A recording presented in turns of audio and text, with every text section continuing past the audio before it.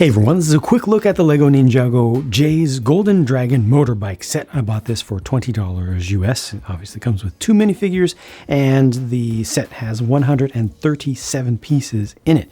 Let me quickly move this off to the side, move these off to the side, and focus on just the bike. Yes, it's another one of those Ninjago super oversized motorcycles. But as those go, this looks more like a plausible motorcycle to me than many of them have. Has just a little bit of the bike from the Canada bike from Akira kind of feel to it. This is intended to go up and down to represent the dragon head there, you know, the kind of the dragon soul of the bike. But I kind of like the look of this with the position of the front wheel and the shape of the tire there. It's a fused piece originally introduced in Spike Prime. It's a really good one, rolls really well. And then the big one on the back, even with these covers, which I typically don't like all that much, this all works to me. This does use stickers, so you see the 3 stickers right there easily, and the figure is intended to just stand up. You know, it's the easiest thing, just have it standing up. Other than this right here, there isn't anything else that this can do. So this is really going to be a quick review, at least of the build. There's a kickstand here, which honestly is not great. I want this to be able to lean over, but this doesn't do a great job of holding that position. It's fine, it's good enough, but I mean, it almost would stand up on its own. Yeah, it actually does stand up on its own. No suspension or anything, but this is just a fine toy for playing with, you know, for just riding around. But don't expect anything special or unusual here. The side build is a crystal spider, little remote-controlled bad guy unit, which is super simple. Most of the pieces here are gunmetal gray. Got just a little bit of the suggestion of crystals on the back, and honestly, this looks kind of weak to me. I just think it has no soul whatsoever, and it's just not that interesting. But, you know, it's a thing. It has play value, at least. The other bad guy unit is Avenged Stone Warrior, and these are very good. I've said that in every single review of one of these sets, and I stand by it. This has not worn on me at all. I think that these are very massable, and it's just such a good figure fundamentally.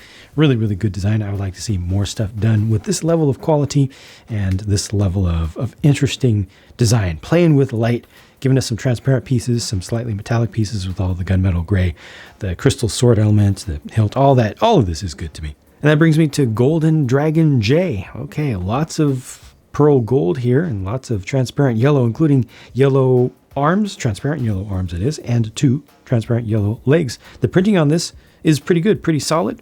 The patterns that they get out of these wings are not 100% consistent, but they're good. I have not seen one that I have disliked yet.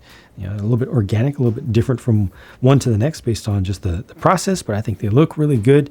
The facets on there, the surface detail, I think is really good. The suggestions of the bones, all that is done well, and I like the head. Although on this one, the contrast is a little bit low between the gold and the yellow, just, you know, by virtue of how close they are. This also comes with the golden nunchucks there. Sorry about moving them out of the way, but yeah, the reforged ones, you know, the newer version. And there's what it looks like underneath. Yep, so that print is good also with it's like a metallic blue outline, which really speaks lightning to me. It does a good job of conveying electricity.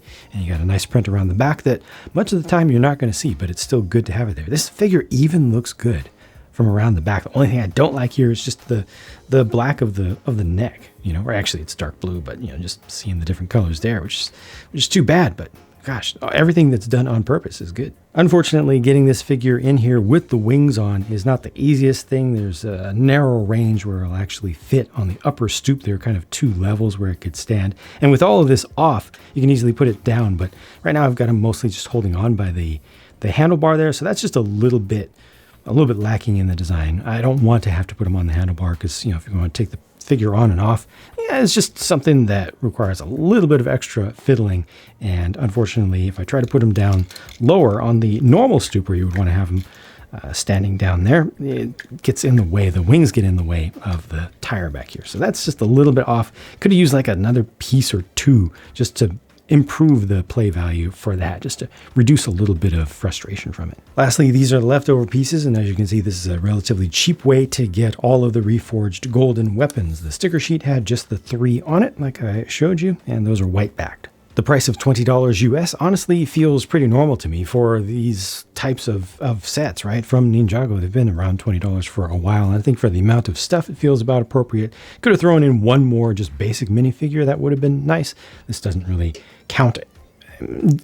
I wouldn't value this as highly as a minifigure, so I would rather have another just grunt unit, or the alternate version, the Vengestone Brute, instead of this personally, because that doesn't do much for me. But that figure is very strong, and the bike design itself is nice. It's extra, but not ridiculous to me.